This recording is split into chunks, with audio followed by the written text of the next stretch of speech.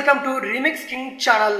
Henna అంటే గోరింటాకును ఎండబెట్టి powder చేసి తలకు అప్లై చేస్తారు. ఇంకా ఈ హెన్నాతో పాటు మరికొన్ని న్యాచురల్ పదార్థాలు కూడా మిక్స్ చేసి అప్లై చేస్తారు. జుట్టుకు హెన్నా అప్లై చేయడం వల్ల అనేక ప్రయోజనాలు ఉన్నాయి.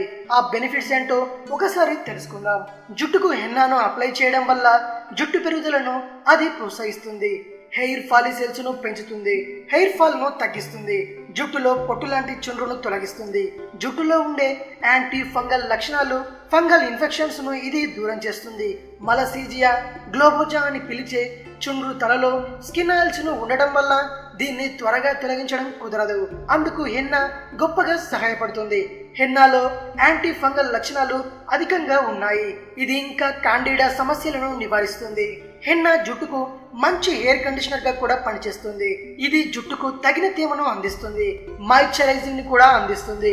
తలలో దురదను తగ్గిస్తుంది. ఇది జుట్టుకు కావాల్సిన pH లెవెల్స్ ను అందిస్తుంది.